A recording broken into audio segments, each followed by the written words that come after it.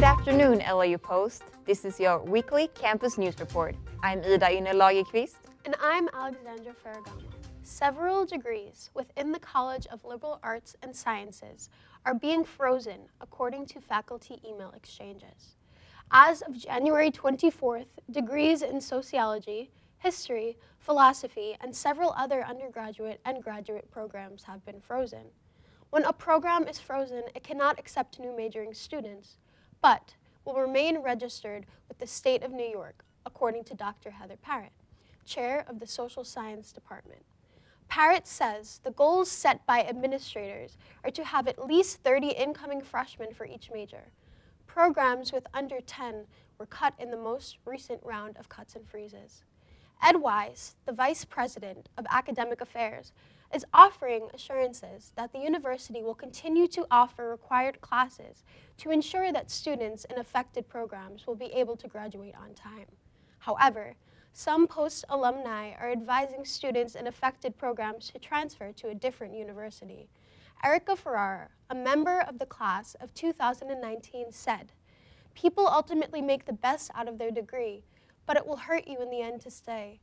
Transferring to a better university that will accommodate and will really create a well-rounded and thorough education is better than staying for the invested credits that won't end up meaning anything." Over this past winter break, the campus community mourned the unexpected death of student, friend, and teammate Clayton Beathard. Beathard enjoyed his life on the football field as the Sharks' starting quarterback. He transferred to LIU as a junior from Iowa Western Community College in the spring of 2019. Beathard is being remembered for his impact both on and off the field. According to Brian Collins, the head football coach, Beathard's loyalty, positive attitude, and engaging personality were some of his strongest attributes. He was a man of inclusion, always paying attention to as many players as he could and wanting people to be seen. Upon returning home to Tennessee for the holidays, Beathard was stabbed outside a Nashville bar in the early morning of December 21st. Beathard's memorial service was held in Nashville, Tennessee the weekend after Christmas. Coaches from the football team, athletic director William Martineau, pastor Todd Bishop, and around 20 Shark athletes were there to represent the school and show the family their support. After Christmas break, coaching staff, the athletic department, Pastor Bishop, and the Center of Healthy Living offered their support to grieving students and athletes. The football team held meetings where players and coaches were able to share their thoughts about what had happened. To pass along Beathard's legacy, each year his jersey number will be given to a player who shows similar attributes as Beathard in terms of attitude and loyalty. Collins said, "That will become a tradition for us moving forward to kind of always leave his mark." The Black Student Union, Bottom Line Magazine, and the Writing Center will be hosting the campus's first annual African American Read-In on Tuesday, February 25th. The event takes place in two parts, from 12:30 to 2 p.m. and 6 to 8:30 p.m. in the Cross Knopf Theater. Admission will be free for both parts of the event. The first part of the event is a read-in, where students and staff are invited to read works from their favorite African American authors. Readings can be from traditional literature, such as novels, essays, and poems, but can also come from modern platforms such as blog posts and tweets. Special guests Cameron Skies, better known as False Prophet, and David Mills will be hosting a discussion about writing poetry. The second part of the event will feature a poetry slam, a Q&A session with author Phoenix Love, and a performance by choreographer and dancer Oya Bangora. The read-in will be a public event, so students are encouraged to bring their family so that they can enjoy the event together. The Promise office has added 4 new success coaches to its roster this semester to help students with academic planning and lighten the workload of other coaches. One of the new coaches, Anthony White, previously worked as a success coach at On Point for College, a nonprofit organization that helps non-traditional students along their road to success. White said he fell in love with advising students while working at the nonprofit, which is why he wanted to take his career further, and he looks forward to making a difference.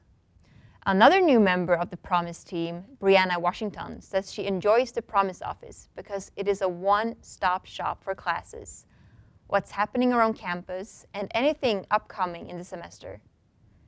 Kimmy Glasser, a nursing major and student worker at the Promise office, described the new coaches as nice and cordial, and said that although they just started working in the office, their presence has not gone unnoticed.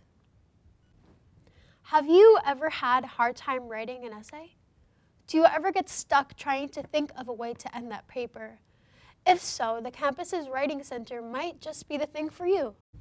You've probably walked past it a million times or seen all the signs in Hillwood, but have you ever really been in the Writing Center?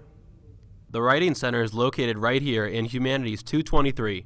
They're here to help whether you need to write a paper or review an assignment. Writing Center Director Mary Pigliacelli has this to say about the Writing Center. We work with all kinds of students from like first year freshmen to doctoral students. So I think sometimes maybe some people have misconceptions about who should come here.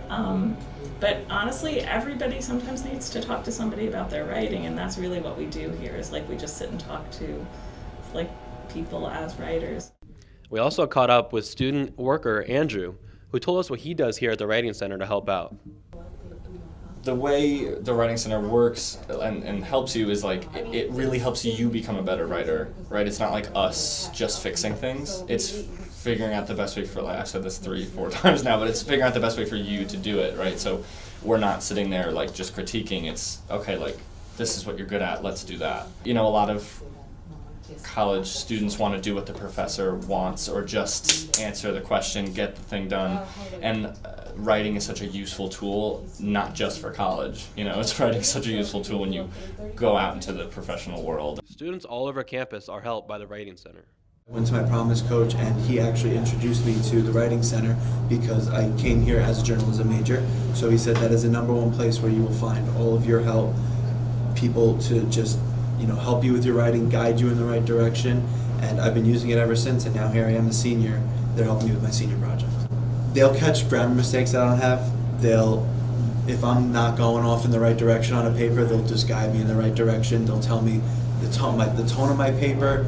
It's always good having multiple eyes on a paper or on a screen for that example, just to really give you a better understanding about your story and how it's going to be graded in a college classroom. So there you have it. Whenever you need help writing a paper, come to the Writing Center. Give it a try.